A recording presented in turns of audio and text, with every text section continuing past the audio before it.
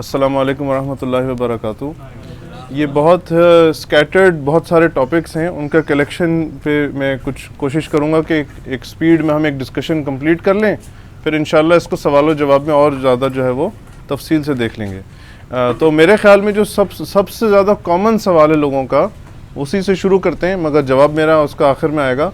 वो ये है कि हम अपने घर को, अपने ख़ानदान को, अपने स्मॉल कुंबे को, अपनी फैमिली को इस फाइनेंशियल क्राइसिस से कैसे बचाएं। अभी आपका देख लें, आप लोग डिफ़ॉल्ट हो रहा है नहीं हो रहा, जो भी हो रहा है, लेकिन ड्रामे ढक्कन में हमारा घर जल रहा है, तो हम अपने घर को कैसे बचाएं, ये शायद सब लोगों का यूनिवर्सल सवाल है। और आई थिंक इस बुनियादी सवाल की वजह से यही मजमून और टॉपिक जो है वो आज के लिए रखा गया है।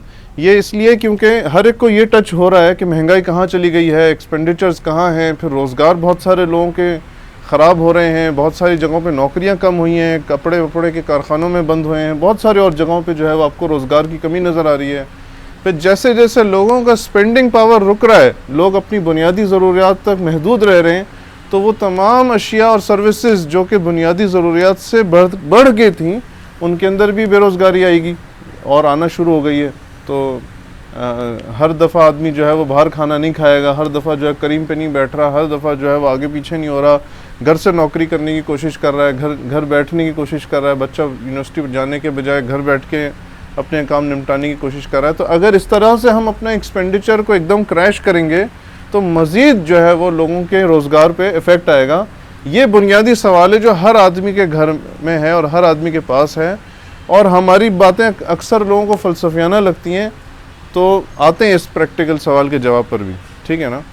लेकिन इस मसले के पस मंज़र में हमारी मिनिस्ट्री ऑफ फाइनेंस, हमारा फाइनेंस मिनिस्टर इस वक्त मुस्तकिल एक टोर पकड़ चुके हैं। अगर आप किताब उठाएं तो इकोनॉमिक्स वाले, मईशत वाले बोलेंगे कि जो मिनिस्टर है इस तरह का, या जो स्टेट बैंक वाला है, जो भी इस तरह के ओहदेदार हैं, इनके दो काम हैं।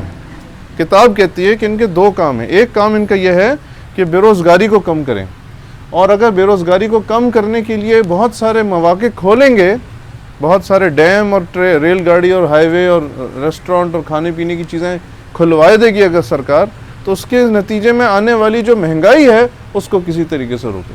तो किताब से तो ये कहना इनके ऊपर ज़िम्मेदारी बनती है कि इनको बेरोज़गारी भी संभालनी है और इनको अफरात ज़र भी संभालनी है। लेकिन जब पिछले साल स्टेट बैंक प्राइवेटाइज हुआ तो उसके अंदर ये दोनों बातें जो हैं वो उनके अहदाफ में नहीं थी। कागज़ बना ज़बरदस्त किस्म का कि भाई स्टेट बैंक आज से आज़ाद होगा, ये एक इदारा है, फ़लाँ ठिमकाना। जब ये हालात ख़राब हुए तो आपने शायद गौर किया हो कि हमारे फाइनेंस मिनिस्टर ने भी ये बोलना छोड़ दिया कि मैं तो यहाँ गुर्बत कम करने भी नहीं आया, मैं तो यहाँ महंगाई कम करने भी नहीं आया, भाई मैं तो सिर्फ आपको डिफ़ॉल्ट से बचाने के लिए आया हूँ। अब ये मैंने इसलिए बात आपके सामने रखी है कि इस बात की बुनियाद पर हर तरह का हरबा चल रहा है, हर तरह का मंजन बिक रहा है। जो भी करना है बेड़ा गर्क मुल्क का वो हो भी रहा है, और जब कोई पूछने आए तो जवाब में क्या मिलता है कि मैं तो आपको डिफ़ॉल्ट से बचा रहा हूँ, मैं तो आपको दिवालिये से बचा रहा हूँ, मैं तो आप पे एहसान कर रहा हूँ, मैं दिवालिये से बचा रहा हूँ। तो इसलिए हालांकि हमारे घर में मसला है, और ये भी एक फ़लसफ़ियाना ही सवाल हो गया कि यार ये दिवालिया क्या है, लेकिन जब सुबह शाम दिवालिया की ही टोपी मिल रही हो तो दिवालिया पे बात होनी चाहिए कि दिवालिया है क्या, ठीक है। और इसलिए हम इस डिस्कशन को अभी हम कर रहे हैं। तो दिवालिया में भी सर फ़हरिस्त सवाल ये है कि हम दिवालिया की टोपी पहले आ जाती है हमारे पास, यानी कि दिवालिया अगर फाइनेंस मिनिस्टर को और फाइनेंस मिनिस्ट्री को, सरकार को सब कुछ बेच बाचना था और बहुत सारे काम करने थे, उस पर आएंगे, तो अगर ये करना ही था तो पहले बोल देते। ये इस वक्त इसलिए ज़्यादा ज़ोर से दिवालिया की बात कर रहे हैं क्योंकि श्रीलंका का दिवालिया हो गया, सही है ना। अगर एक स्टोरी सामने होती है तो आप कहते हैं ना कि देखा मोहल्ले में बराबर में क्या हुआ, फ़लानी जगह ये हो गया, कत्ल हो गया, ख़ुदकुशी हो गई। ऐसा चाहिए अपने घर में? नहीं चाहिए। इसलिए जो है वो हमारी बात सुन लो। ये हर दूसरी जगह पे इंसान करता है कि जो कहानी, जो बात, जो वाक़या पता होता है उससे आदमी जो है वो, जिसको समझें आप, राह पकड़ता है, या उससे जो है वो नसीहत पकड़ने में आसानी होती है। तो इस वक्त हुकूमत हर वक्त जो बात करती है वो क्या करती है कि श्रीलंका दिवालिया हो गया। तो एक अहम बात है जो मुझे रखनी है आपके सामने कि श्रीलंका दिवालिया कैसे हो गया। वो कुछ फैक्ट्स हैं। उसके बाद हम अपने पाकिस्तान पे वापस आते हैं। बहुत क्विकली अगर हम बात करें तो श्रीलंका वैसे ही छोटा मुल्क है, ठीक है, मालदीव जैसा नहीं है, लेकिन बहरहाल बहुत छोटा मुल्क है, बहुत ज़्यादा छोटा मुल्क है। और अगर उस मुल्क के मैं कुछ आपके सामने अदाद शुमार बताऊँ तो वो बिल्कुल पाकिस्तान से मिलते जुलते हैं, करीब करीब हैं, और कुछ चीज़ों में फ़र्क भी हैं। कुछ चीज़ों में जहाँ वो ख़राब है वो मैं आपके सामने पाकिस्तान से मवाजना कर देता हूँ। आपके मुल्क में कहा जाता है कि हर साल का जो बजट है इस हुकूमत का वो खसारे का होता है, तो उनके यहाँ भी खसारे का होता है। आपके मुल्क में कहा जाता है कि हर वक्त हम डॉलर बाहर ज़्यादा भेजते हैं और कम अंदर लाते हैं, यानी कि हम अपने एक्सपोर्ट्स को जो है वो कम करते हैं, और जो भी चीज़ें हम बाहर से मंगवाते हैं वो कुल मालियत में ज़्यादा होती हैं, लिहाजा हम डॉलर में भी हर साल अपने डॉलर गंवाते हैं। और इसी तरीके से श्रीलंका के अंदर भी यही मामला है। श्रीलंका के जो इस चीज़ के नतीजे में पूरा जो उसका कर्ज चढ़ा हुआ है सरकार पे, सरकारी कर्ज, वो पाकिस्तान के सरकारी कर्ज तनासुब के अतबार से, परसेंटेज के अतबार से पाकिस्तान से सिग्निफिकेंटली ज़्यादा है।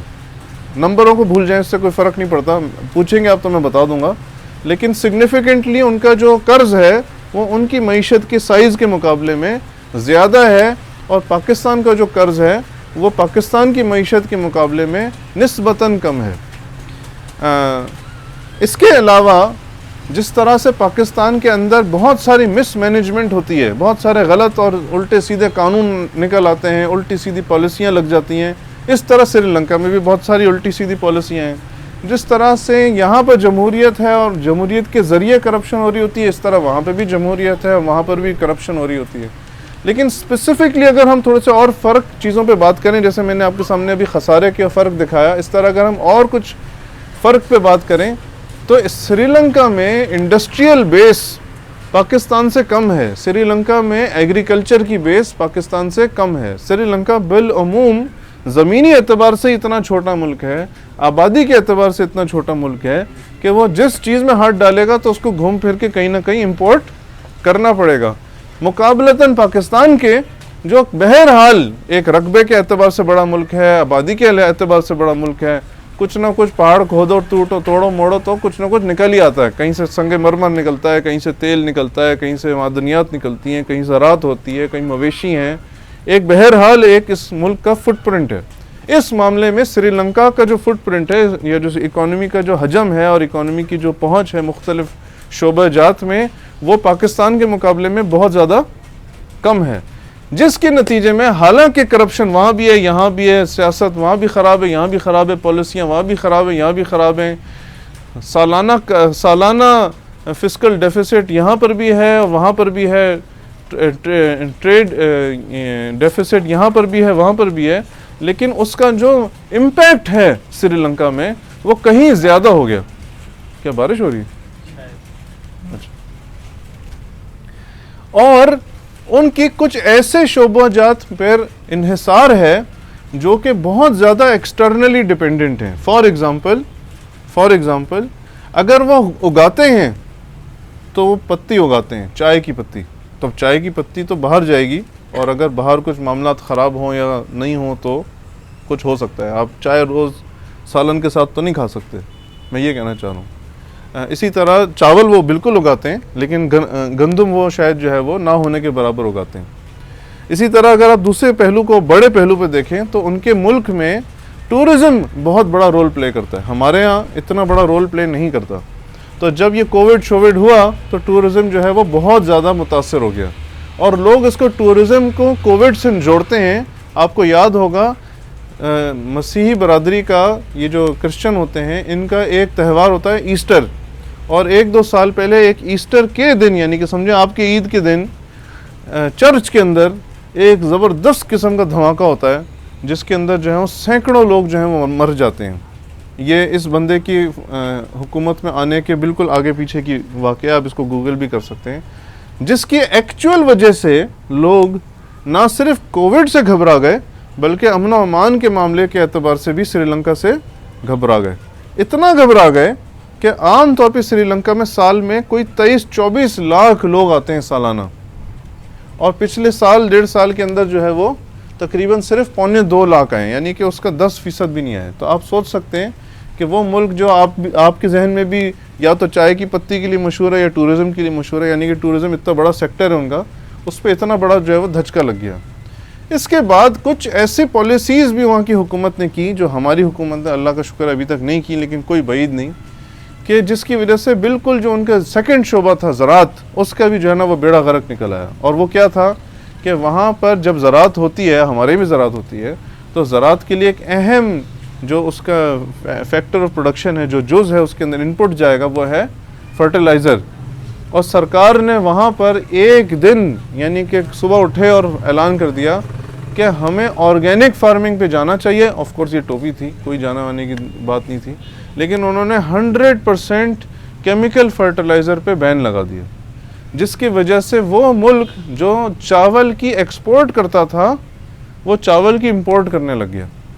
तो अब इतने बड़े बड़े अगर फैक्टर्स होंगे तो फिर मुल्क ने दिवालिया होना ही है। इसमें कोई यानी कि कोई दो राय नहीं है, या कोई ऐसा नहीं है कि हाँ पता नहीं आपने कोई ख़ास, हाँ ऐसे वाक़यात हैं कि अगर आप उनको इज्तिमाई तौर पे ओवरऑल बिग पिक्चर देखें तो ऐसा लगता है जैसे हुकूमत ने ख़ुद हाथ से अपने मुल्क को गंवा दिया। इसमें बहुत सारी चीज़ों के ऊपर बहुत ज़्यादा बात होती है, उनका एक अपनी जगह वज़न है, लेकिन वो सिर्फ वही मसले नहीं हैं और वो नुमाया तरीन मसले नहीं हैं। जैसे कि आपने सुना होगा कि चीन ने बहुत ज़्यादा कर्ज़ में फंसा दिया श्रीलंका को, तो वही श्रीलंका की सारी जो कर्ज़ है उसका सिर्फ 10% है जो चीन ने दिया हुआ है। इसी तरह जो है वो मेरे ख्याल में हाँ यही एक मेन बात रखी जाती है कि या कोविड की रखी जाती है। तो कोविड इतना बड़ा चीज़ नहीं है जितना ज़्यादा टेररिज्म का जो चैप्टर है वो था। तो ये तो हो गई डिस्कशन श्रीलंका की। तो अब हम आ जाते हैं पाकिस्तान पर। अच्छा, पाकिस्तान की जैसे मैंने आपसे बात की कि सारे जो मामलात हैं वो बहुत सिमिलर हैं, है ना। तो कुछ अगर फ़र्क हैं तो मैं आपके सामने रख देता हूँ, फिर आगे इसको समेटेंगे। हमारे पास तेल और मादनियात जो हैं एनर्जी की, वो बहरहाल हम अपने मुल्क से भी निकालते हैं, और हमें लगता होगा कि बहुत कम निकालते हैं, हम सिग्निफिकेंट निकालते हैं। 18-20% तेल जो है हमारा अपने ही मुल्क में निकलता है।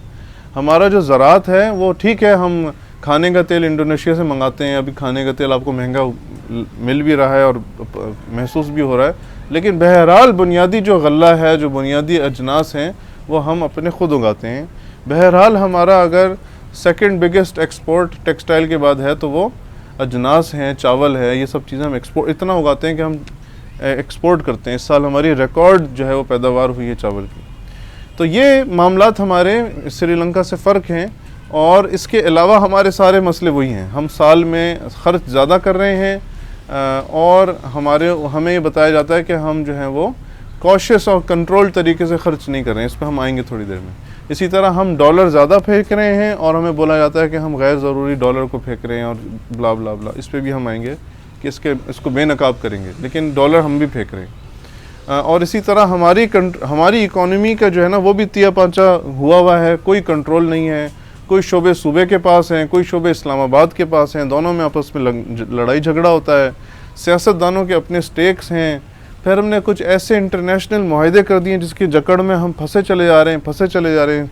सबसे नुमाया उसमें से जो मुआहदा है वो बिजली का और इलेक्ट्रिसिटी का मुआहदा, IPP मुआहदा है। और ऐसे हमने और भी कुछ मुआहदे कर भी लिए हैं और करने भी जा रहे हैं।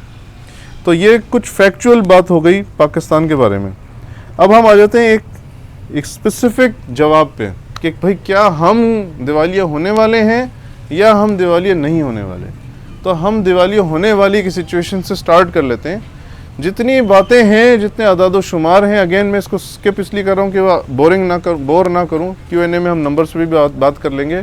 जितने अदाद शुमार हैं वो ये चीख के बोल रहे हैं कि पाकिस्तान ने दिवालिया होना है। हमारी डेट बढ़ती चली जा रही है, बैरूनी भी और अंदरूनी भी। हम डॉलर का मामला नहीं निपटा रहे, हम अपनी इंडस्ट्रीज़ के ऊपर कोई फोकस नहीं कर रहे, यानी कि हम अपने इंपोर्ट बिल को कम करने पे कोई ऐसी प्लानिंग और कोई ऐसी स्ट्रेटजी नहीं कर रहे। हमारे यहाँ जो सियासी बहरान है वो निमटने के बजाय और उलझता ही चला जा रहा है, आपके सामने है।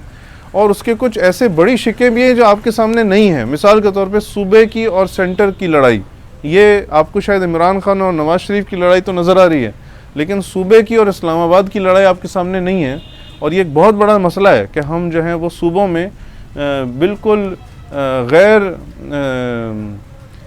जिसको बोलते हैं ना कि इररिस्पॉन्सिबल तरीके से स्पेंडिंग कर रहे हैं, और टैक्स कलेक्शन और सारा जो पैसों का जो जमा करना है वो इस्लामाबाद के हाथ में छोड़ दिया। इस तरह के हमारे पास कुछ बड़े मसले हैं। तो अगर हम पहले ये सिनारियो देख लें कि क्या हम दिवाली होने वाले हैं, तो बहुत नंबर्स और इकोनॉमी की स्ट्रेंथ और सब चीज़ों से ये नज़र आ रहा है कि बिल्कुल ऐसा बहुत हाईली लाइकली है कि हम जो हैं वो दिवाली के करीब हैं। हम जो हैं वो कोई फंडामेंटल चीज़ सही नहीं कर रहे, और फंडामेंटल चीज़ों से मुराद मेरी ये है, हम अपने इंपोर्ट बिल कम तरीके से करने की कोई बात नहीं हो रही यहाँ पे। यानी कि तरीके से इंपोर्ट बिल कम करने का मतलब क्या है? अगर मैं आपके सामने एक एग्जांपल के तौर पे रखूँ जिससे आप बात आगे समझ लें, हमारा सबसे बड़ा इंपोर्ट नंबर क्या है? सबसे बड़ी इंपोर्ट क्या करता है पाकिस्तान? तेल। ठीक है, तो अगर आपको पिछले 1-2 महीनों में कभी भी तेल की एक्सट्रैक्शन पे एक एक्स्ट्रा ऑर्डिनरी फोकस सरकार की तरफ से नज़र नहीं आता, तो तेल का बिल कैसे कम होगा? अगर आपकी सरकार ने एक खबर नहीं लॉन्च की, एक पॉलिसी नहीं दी, आपकी पेट्रोलियम यूनिवर्सिटी ने कोई एक बात नहीं की जिसकी वजह से पेट्रोलियम की जो हमारी जो लोकल प्रोडक्शन है उसको हम बढ़ाया जा सके, तो ये बिल कैसे कम होगा? है ना। अगर हम अजनास में अपने खाने पीने के मामलात में सबसे बड़ा इंपोर्ट अपने पत्ती का और तेल का करते हैं। अब पत्ती का समझ में आता है भाई पहाड़ों में होती है, हमारे पास वाले पहाड़ नहीं है, लेकिन खाने का तेल तो बहुत ही बुनियादी है ना। खाने का तेल ही अगर हम इंपोर्ट करते हैं, और आपको पिछले 2 महीनों में पूरी नवाज शरीफ सरकार ने या इमरान खान सरकार ने या बाजवा सरकार ने किसी ने भी एक दफ़ा ये ना बोला हो कि हम सरसों का तेल कैसे उगाने लगे हैं, हम अगले साल से कैसे किसी बीज वाले तेल पे उतर जाएं, किसी और तेल पे शिफ्ट मार लें, कोई और किस्म की जो है वो मराद दे दें। अगर ऐसी कोई प्लानिंग ही नहीं है तो खाने का तेल अभी भी इंडोनेशिया से आएगा, इसमें वैसे कौन सी सोचने वाली बात है। तो अगर हम किसी भी मामले को निपटा नहीं रहे, अगर हमारे पास, अगर ये मैंने इंपोर्ट के ऊपर 2 मिसालें रखी हैं, एक मिसाल मैं आपसे लोकल रख देता हूँ। अगर हमने ये बात तय की हुई है कि हम ज़राअत जैसा बड़ा शोबा सूबों को ही दे देंगे और इस्लामाबाद को बोलेंगे कि वो सबकी नौकरियों के ऊपर टैक्स लगाता जाए, दुकानदारों पर टैक्स लगाता जाए, बिजली के ऊपर टैक्स लगाता जाए, तो जो लोग टैक्स दे रहे हैं वो ही लोग टैक्स दे रहे हैं। मैं भी इस्लामी पर्सपेक्टिव से बात नहीं कर रहा हूँ, मैं सिर्फ एक प्रैक्टिकल एंगल से बात कर रहा हूँ, फिर इस्लामी शरई पर्सपेक्टिव इसमें डालेंगे। आप ऐसा ना आप बोलें मैंने किसी टैक्स को हलाल कर दिया, ये सारे भी हराम है। मगर मैं आपसे एक बात करने के लिए समझाने के लिए बात कर रहा हूँ कि अगर सरकार इस बात में सीरियस है कि उसने अपने अखराजात लोकल पाकिस्तानी रुपए में कम करने हैं, तो कोई एक आध चीज़ तो वो हिलाएंगे ना, तो समझ में आएगा कि हाँ ये हिल रहे हैं। एक और मिसाल दे देता हूँ, हमने 88 से बैंकों को प्राइवेट करने का तहिया किया हुआ है, और 2015 में HBL को प्राइवेटाइज करके हमने अपने सारा बैंकिंग सेक्टर को तकरीबन प्राइवेटाइज कर दिया है। अब जब भी ये मामला ख़राब होते हैं तो ये सबसे ज़्यादा कमाने वाले लोग वो हैं जो अपनी मर्ज़ी से मार्केट के अंदर तोड़ जोड़ करके, जो भी आप उसे बोले, और उसको अगेन Q&A में ले लेंगे, लेकिन बहरहाल मार्केट जो है वो कम्प्लीटली इंडिपेंडेंट हो के शरह सूद को इतनी तेज़ी से बढ़ा लेती है जिससे सरकार कर्ज लेती है बैंकों से। मैं भी वो शरह सूद की बात नहीं कर रहा जिसको हम शरह सूद कहते हैं, वो शरह सूद जिस पे सरकार बैंकों से पैसे लेती है, वो शरह सूद जब बहुत तेज़ी से बढ़ जाती है और सरकार उनको कुछ कहती भी नहीं है, तो इसका मतलब ये है कि अगले साल इतना बड़ा सूद जो उन्होंने इन बैंकों को देना है वो आपसे और मुझसे मज़ीद टैक्स लेने में बराबर करेंगे। तो अगर आप किसी भी पहलू से देखें, अगर आप डॉलर वाली कहानी देखें या आप कायदे-आज़म के नोट वाली कहानी देखें, तो इन दोनों से आपको अंदाज़ा होगा कि पिछले 2 महीनों में ऐसा कोई काम नहीं हुआ कि जिसकी वजह से आप अगले 12 महीने में कह सकें कि हाँ भाई उम्मीद है, इसको रहने दो, फलाने को रहने दो। तो इस वजह से मैं आपसे कह रहा हूँ कि बाकी अगर सब चीज़ों को हम छोड़ दें और सिर्फ मईशत के ऊपर बात करें, तो मईशत के वाकई में बहुत बुरे हालात हैं। अब मैं एक एग्जांपल से आपको बताता हूँ क्या होगा। मिफ्ता इस्माइल ने बोला और बहुत बड़े बड़े मईशत दानों ने बोला कि देखें अब होगा ये कि हम जो हैं वो अपने अखराजात को ज़बरदस्ती कस देंगे। अगर अखराजात को ज़बरदस्ती कस देंगे तो वो आप महसूस कर रहे हैं अपनी ज़िंदगी में या नहीं कर रहे? आपकी बात नहीं कर रहा, सरकार ही पूरे मईशत का पहिया बिठाएगी। एग्जाम्पल देता हूँ आपको, आपके पास इस वक्त हर मोहल्ले में, चाहे अमीर का मोहल्ला हो, गरीब का मोहल्ला हो, कोई सा भी मोहल्ला हो, कम अज़ कम 6 घंटे बिजली जा रही है और ज़्यादा से ज़्यादा जो है वो इवन 12-12, 13-13, 14-14 घंटे बिजली जा रही है। और मैं उस इलाके की बात नहीं कर रहा जहाँ पहले से ही 20-20 घंटे बिजली जा रही है, जैसे हब वगैरह के अंदर इस तरह के भी हालात हैं, मैं उसको भी नहीं बात कर रहा। मैं उन इलाकों की बात कर रहा हूँ जो थोड़े दिन पहले, 4 महीने पहले इतनी बड़ी लोड शेडिंग के जद में नहीं थे। अब ये क्यों लोड शेडिंग हो रही है, आपने कभी सोचा है? ये लोड शेडिंग इसलिए हो रही है क्योंकि सरकार ये कह रही है कि भाई इतना फ्यूल इंपोर्ट करने को हम फलां कंपनी को इजाज़त ही नहीं देंगे, तो ना आएगा पेट्रोल और ना बनेगी बिजली और ना आएगी घर में बिजली। लेकिन आपको नहीं लगता कि जब बिजली ही नहीं आती तो जो भी हम काम रोज़गार जिसमें भी लगते हैं, जिस काम में लगते हैं, इस्त्री का किसी का काम है, कोई लॉन्ड्री का कर रहा है, कोई 20 मिनट हो गए, कोई भी किस्म का काम कर रहा है, कोई टेक्सटाइल का यूनिट चला रहा है, कोई दर्जी है, हर काम में बिजली लगती है। अब हर आदमी तो सोलर नहीं डाल सकता, उसके पास छत नहीं है। हर काम दुनिया का यूपीएस पे तो नहीं है और बैटरी पे चल सकता। इसका मतलब यह है कि हमारी पैदावार भी बैठेगी, और जब हमारी पैदावार बैठेगी तो हालात और बुरे होंगे। क्योंकि हम जब काम नहीं करेंगे, हम अगर कोई कपड़े सी के बाहर भेजता है और वो 100 के बजाय इस वक्त जो है वो 60 कपड़े बेचेगा, तो पैसे कम नहीं आएंगे मुल्क में। और अगर कोई कंप्यूटर पे काम करता है तो उसका भी यही हाल है, और अगर कोई दर्जी है और अगर कोई इस्त्री करने वाला है उसका भी यही हाल है। तो ओवरऑल पैदावार जब कम होगी तो मुल्क में और बुराइयां आएंगी, और मसले आएंगे, और बेरोज़गारी फैलेगी, और इनकम लेवल कम होगा। तो ये है इनका अभी का प्लान, और इस प्लान से इम्पोर्ट बिल तो कम होता है, इम्पोर्ट बिल तो कम होता है, लेकिन एक्सपोर्ट बिल भी कम हो जाता है। एक्सपेंडिचर तो कम होते हैं लेकिन रेवेन्यू भी कम हो जाते हैं। आप मुझे बताएं कि अगर हम आज प्रेशर में आके, ये आपके सामने इस शहर में ही है कि हर दुकानदार पे 6,000 रुपये का इजाफी सेल्स टैक्स लगा दिया, लगाया। अब आपने ऊपर से कस के डंडा मारा किसी को कि तुम 6,000 रुपये भी दोगे, वो पलट गया, ठीक है, लेकिन ऐसी कोई ना कोई चीज़ आ भी जाएगी दोबारा से। अगर उसी की आप कमर तोड़ दें और उसका पहिया ही जमा दें, उसकी शटर ही गिरवा दें, तो फिर वो ना रहेगा वो दुकान और ना रहेगा वो 6,000 रुपये का टैक्स, है ना। आपने मतलब जिसको बोलते हैं सोने की चिड़ी, मुर्गी ज़िबा कर दी अंडा निकालने के बजाय। तो इस वजह से जितने भी सख्त मेजर्स हो रहे हैं, इससे हालात और ख़राब होंगे। ये हो गई एक बात, यानी कि मैंने श्रीलंका पे बात कर ली, श्रीलंका और पाकिस्तान की सिमिलैरिटी डिफरेंस पे बात कर ली, और इस पे बात कर ली कि अगर आप बज़ाहिर कागज़ और किताब और नंबरों को देखें तो पाकिस्तान के हालात बहुत बुरे हैं। लेकिन अब दूसरा पहलू ये है कि हमारा एक सियासी रोल भी है, इस पर भी बहुत डिबेट है कि वो सियासी रोल बचा भी है कि नहीं।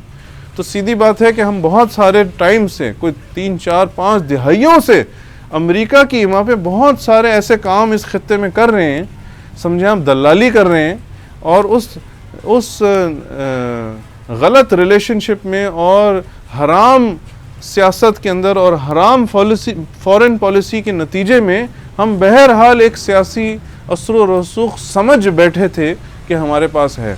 आज हमने कश्मीर का भी सौदा कर दिया है, इंडिया को भी मजबूत बना दिया है, श्रीलंका भी आज इंडिया की ज़्यादा सोचता है। अभी जो क्राइसिस है, बाय द वे, इसमें श्रीलंका को इंडिया ही पाल रहा है, हम नहीं पाल रहे। और ऐसे अब अनगिनत तो टॉपिक उठा लें। सोवियत यूनियन का बंटवारा हो चुका है, अफ़गानिस्तान से अमेरिका का पीसफुल इनखला हो चुका है। अफ़गानिस्तान में जो हुकूमत है वो बहरहाल हमारे फ़ौज और हमारे ISI और उन सब के दबदबे में बहरहाल एक हद तक जो है वो सिमटी हुई है, एक जगह बैठी हुई है, उसमें अमेरिका को कोई प्रॉब्लम नज़र नहीं आ रही है। आप ऐसे जितने भी टॉपिक उठा लेंगे, वहाँ अमेरिका का सारा हुक्म पाकिस्तान ने माना है, और पाकिस्तान का जितना भी होमवर्क था ना वो हमने पूरा कर दिया है। तो अगर आप इस लेंस से देखें तो बहुत ज़्यादा चांसेस नज़र आते हैं कि भाई अब पाकिस्तान को ज़रा गर्दन तोड़ी मोड़ी जाए, ज़रा न्यूक्लियर असासजात वापस लिए जाएं, ज़रा इसराइल की जो है वो एक्सेप्टेंस कराई जाए, बड़े बड़े फैसले मुल्क से करवाए जाएं। ज़रा पेट पे पत्थर बंधेंगे सबके तो सब चुप करके सुन लेंगे। लेकिन इसका मफ़हूम मुखालफा यह है कि काउंटर आर्ग्यूमेंट ये है कि पाकिस्तान का अभी भी इतना बड़ा हजम है, पाकिस्तान के अंदर अभी भी इतनी बड़ी आबादी है, पाकिस्तान की अभी भी इतनी बड़ी फ़ौज है, पाकिस्तान का अभी भी रोल अफ़गानिस्तान में इतना सिग्निफिकेंट है कि ये सारी जो कहानियाँ है ना, कि अभी हम बचपन में सुनते थे पाकिस्तान के टूटने वाला है, कराची का सूबा बनने वाला है और इसके बंटवारे होने वाले हैं, इसी तरह ये है कि दिवालिया होने वाला है। तो इस एंगल से अगर देखें तो बहुत चांसेस नज़र आते हैं कि पाकिस्तान की अभी भी जितनी भी हमने टांगे तोड़ दी, जितने भी अपने औज़ा कटवा दिए, उसके बावजूद भी पाकिस्तान की इतनी वक़्त और हैसियत इस खत्ते में है कि जिसकी वजह से अमेरिका जैसी ताकतों को इस वक्त इम्पॉर्टेंट होगा कि वो पाकिस्तान को डराएं तो सही और बिल्कुल दीवार तक भी लगा दें और बिल्कुल घड़े के किनारे तक भी लेके जाएं, लेकिन दिवालिया से पीछे बचा के रखें। यही वजह है कि आपने देखा कि ख़बरों में तो यह आया कि एक फ़ोन कॉल की बाजवा ने, लेकिन बहरहाल IMF ने जो है वो फ़ौरन लब्बैक भी कह दिया ना। क्या चाहता तो नहीं कहता लब्बैक, चाहता तो वो और डिले कर देता। आपको पता होगा या नहीं पता, श्रीलंका को IMF से अभी तक पैसे नहीं मिले हैं। मैं एग्जांपल के तौर पे कहना चाह रहा हूँ, यानी कि श्रीलंका तो गिर ही रहा था, लोगों ने धक्के भी दिए उसको, गिर जा साले फ़ौरन। तो पाकिस्तान का इस तरह से रियलिटी थोड़ा सा फ़र्क है। तो अब आ जाते हैं हम फाइनल 2 बातों पे, और एक बात उसमें से यह है कि भाई पे सोल्यूशन क्या है। तो सोल्यूशन जो बताया जा रहा है पहले उस पर बात कर लेते हैं। मैंने आपसे कुछ इशारों में, कुछ स्कैटर्ड बातों में आपके सामने रखा है। एक सोल्यूशन ये बताया जाता है, भाई इंपोर्ट बिल रोक दें आप। भाई ऐसे कैसे इंपोर्ट बिल रोक दें? अगर खाने का तेल रोक देंगे, पेट्रोल रोक देंगे, तो यही होगा जो आपके मुल्क में अभी हो रहा है। पेट्रोल की स्टोरी मैंने आपके सामने सुनाई।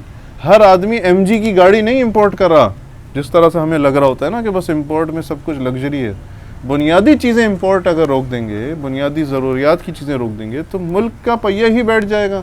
तो ये तो सोल्यूशन, इफ़ेक्टिव सोल्यूशन नहीं है। इसके अलावा क्या सोल्यूशन है? इसके अलावा सोल्यूशन ये है कि IMF दोबारा से ऐसे तमाम मुल्कों के साथ तमाम ऐसी सिचुएशन में वो मुआहदात करवाता है जो आम टाइम में कोई भी अग्री ना करे। तो मिसाल के तौर पे IMF हमेशा कहता है, और दूसरे मुमालिक हमेशा कहते हैं कि पहले IMF से बात कर लो, फिर हम भी पैसे देंगे। इस बार IMF ने कहा पहले दूसरे मुल्कों से बात कर लो, फिर हम पैसे देंगे। आप सोच सकते हैं इसका मतलब ये था कि पहले चीन को तंग करो कि तुम्हारे जो वाजिबात हैं उनको ज़रा आगे किया जाए, उनको ज़रा देर से दिया जाए। ये तुम निमटो चीन के साथ। अब ये सियासी हरबा IMF ने दे दिया चाइना के मुंह पे कि जाओ पाकिस्तान से निमटो, तुम्हारा कर्जा नहीं मिलेगा।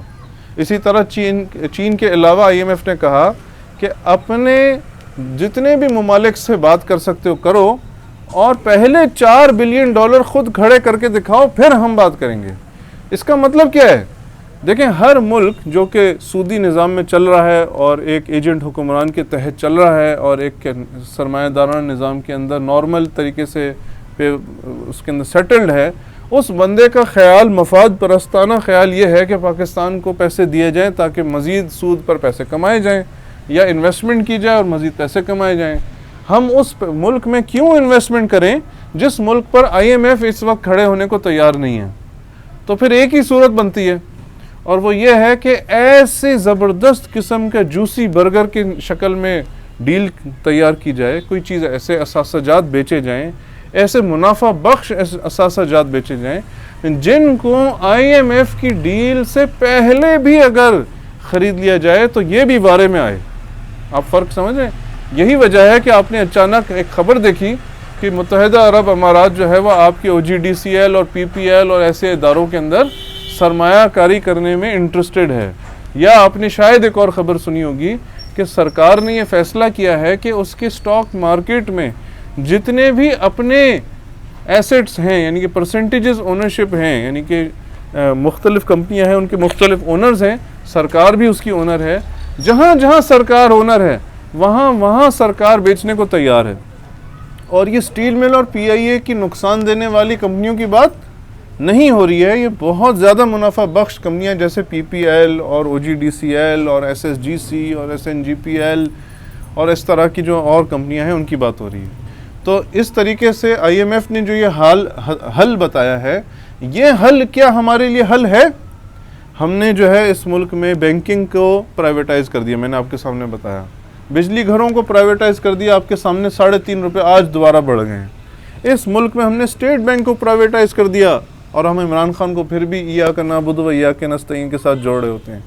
अब हम OGDCL और PPL को भी हाथ कटवाने जा रहे हैं। वो आपने वो हिंदू देवता है, मुझे नाम नहीं पता, लेकिन उसके बहुत सारे हाथ निकले होते हैं, हाथी नुमा शक्ल होती है। आप सोचें उसके हर हाथ को आप काट दें तो उसकी क्या शक्ल होगी।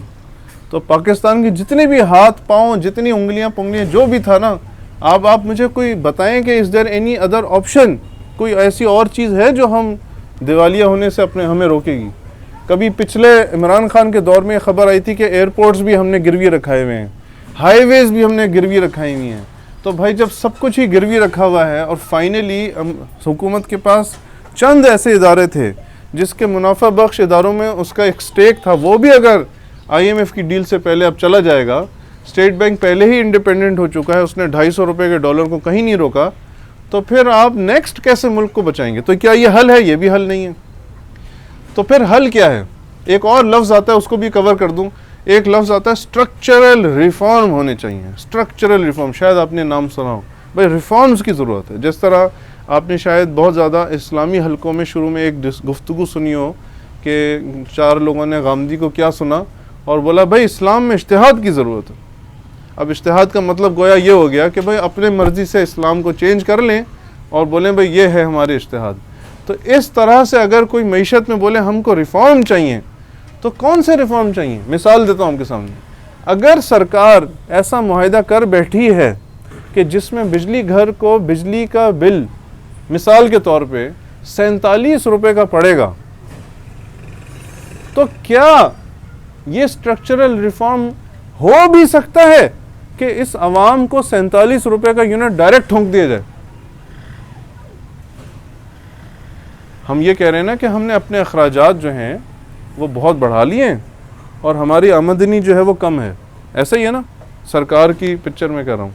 तो अखराजात बढ़ाने का एक बड़ा वजह यह है कि सरकार ये कहती है कि बिजली घरों को सब्सिडी हम देंगे। लोगों से 27 रुपये का, 23 रुपये का, 13 रुपये का, 17 रुपये का बिजली का यूनिट लो, बाकी जो 10, 15, 20 रुपये हैं ये हम भरेंगे। मईशतदान आके IMF के पेरोल पे और दूसरे इदारों के पेरोल पे आके ये कहते हैं कि ये पैसे आप ना दो, ये अवाम देगी। तो मैं आपसे ही पूछता हूँ, अगर इसको स्ट्रक्चरल रिफॉर्म कहते हैं तो आपको क्या लगता है कि इस मुल्क में कितने लोगों के पास ये सकत है कि वो 47 रुपये का, 42 रुपये का जो है वो यूनिट बिजली का बिल लेंगे? हो भी सकता है? ये हो ही नहीं सकता। इसी तरह अगर आप मुझे बोलें, अभी तक हम हर वक्त एक और नंबर सुनते हैं, आपने भी सुना होगा, भाई हमारे यहाँ कोई टैक्स ही नहीं देता, सारे टैक्स चोर हैं, सारे ब्लैक का काम करते हैं। ऐसा नहीं हुआ, ब्लैक क्या हुआ? हराम हो गया। अब आप मुझे बताएं कि अगर इस टैक्स को जिस तरीके से बताया जाता है, इस वक्त हम अपने अखराजात का सिर्फ आधा टैक्स से जमा करते हैं, तो अगर मैं आपसे ये कहूँ कि कल से टैक्स को डबल कर दिया जाएगा, तो ये स्ट्रक्चरल रिफॉर्म ये मुल्क का आम शहरी संभाल सकता है? और मैं भी इंसानियत के नाते नहीं पूछ रहा हूँ, मैं अभी गैरत के नाते नहीं पूछ रहा हूँ और दीनी एतबार से भी नहीं पूछ रहा हूँ। मैं आपसे मुल्की सतह पर सियासी लेंस लगाने को कह रहा हूँ। मैं आपसे ये कहना चाह रहा हूँ कि आप ही मुझे बताइए कि अगर ये 2 काम हम कर देते हैं तो क्या बच्चा भी सड़क पे नहीं खड़ा होगा? क्या बच्चा भी हर चीज़ जलाने को, लूटने को, घसीटने को नहीं खड़ा होगा? क्या ये मुल्क बिल्कुल डिसफंक्शनल नहीं हो जाएगा? तो वो मईशतदान जो इस माशरे को माशरा नहीं समझते, जो अपने आप को पाकिस्तान का शहरी और इस उम्मत का उम्मती नहीं समझते, उनके तो मुंह से ये सुन के मेरे कान पक गए हैं। लेकिन अमली तौर पे कोई स्ट्रक्चरल रिफॉर्म नाम की चीज़ इस मुल्क में नहीं हो सकती, क्योंकि हम कोई मर्सिडीज़ों में थोड़ी घूम रहे हैं कि हमको बोलो अखराजात कम करो। हम तो पेट काट के पल रहे हैं, फिर भी कह रहे हो अखराजात कम करो। तो अखराजात कहाँ हो रहे हैं ये समझना है ना। अखराजात अगर बहुत बड़े सूदी बिल में जा रहे हैं तो ये पैसे हमने थोड़ी खाए भाई, ये तो सूदी बिल में जा रहे हैं ना, सूदी बिल को निपटाना है। और इसी पॉइंट से मैं अपने बस आखिरी बात रखूँगा कि अगर हम सूद को नहीं ख़त्म करेंगे, मैं अब इस्लामी एंगल से बात कर रहा हूँ, आप सब जानते ही हैं तो इसलिए बस दोहरा रहा हूँ, क्या इस्लाम कहता है सूद नहीं होनी चाहिए? अगर हम नहीं कहेंगे कि सूद नहीं होगा, अगर इस्लाम कहता है कि बैंकारी नहीं होगी, अगर हम नहीं मानेंगे कि बैंकारी नहीं होगी, अगर इस्लाम कहता है स्टॉक मार्केट नहीं होती, अगर हम नहीं मानेंगे कि स्टॉक मार्केट नहीं होगी, और अगर हम इस तरह की जितनी भी चीज़ें हैं, अगर हम सियासत में समझेंगे कि हम छोटे छोटे टुकड़ों में, मुल्कों में बट के ज़िंदा रह लेंगे और अच्छी ज़िंदगी गुजार लेंगे और उम्मत में इस्लाम के हुक्म के एतबार से उम्मत को एक नहीं करेंगे, अगर हम फ़ॉरेन पॉलिसी इस्लाम के एतबार से अमेरिका दोस्त नहीं बल्कि अमेरिका दुश्मन नहीं बनाएंगे, जिहाद पर मबनी पॉलिसी नहीं बनाएंगे, अगर हम अपनी तजारत डॉलर के साथ ही चिपका के रखेंगे और फिर भी समझेंगे कि हमारी मईशत चकास चलेगी, तो बिल्कुल भी नहीं चलेगी, क्योंकि अल्लाह सुब्हानहू व तआला फरमाते हैं कि अल्लाह ताला अगर हमने अल्लाह ताला का रास्ता छोड़ा तो अल्लाह ताला हमारी मईशत का रास्ता को तंग कर देंगे। ये अल्लाह ताला कुरान पाक में फरमाते हैं, ठीक है। और इस वजह से ये बिल्कुल भी इसके अंदर सिवाय इस्लाम के और कोई सलूशन नहीं है। जज़ाकुमुल्लाह खैर। इसमें कुछ क्वेश्चंस हो तो फिर इंशाल्लाह उसको और आगे लेके चलते हैं।